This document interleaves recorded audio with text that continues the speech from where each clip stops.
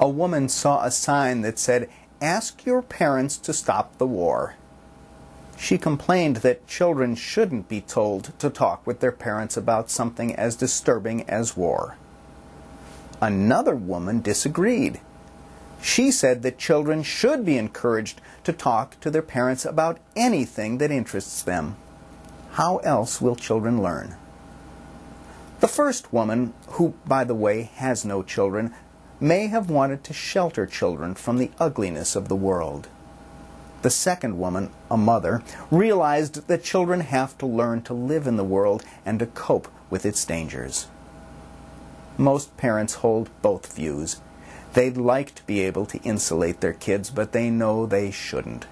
So they seek a balance, allowing kids a measure of innocence and at the same time making sure the kids don't grow up unaware and unconcerned. The irony is that talking about the war will help stop the war, which in the long run will protect children. Not talking about the war just lets it go on, which endangers children. It's probably hard for some parents to explain war to children for the same reason it's hard to talk with kids about sex. It's embarrassing. Who wants their kids looking at them and thinking, "My parents get naked and touch each other that way?"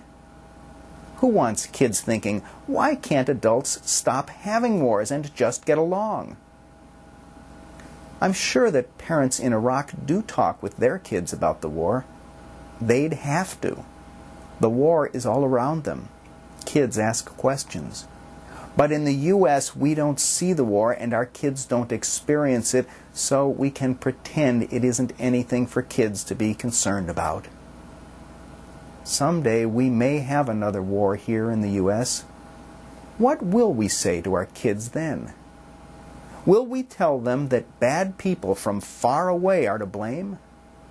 Will we tell them that for years the U.S. has been fighting wars all over the world and it's finally our turn to suffer? As difficult as it is to figure out what to tell kids about war, think how hard it is to hear from children about war. Kids' tales of war aren't the sweet stories of youth that we'd like to hear. They are wrenching, horrible stories.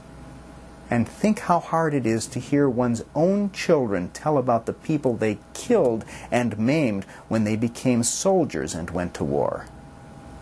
I don't think many parents really want to know.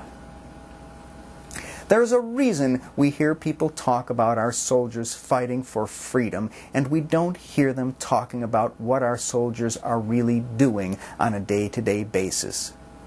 When it comes to the reality of war, we'd all like to be treated like children and not have to hear about it.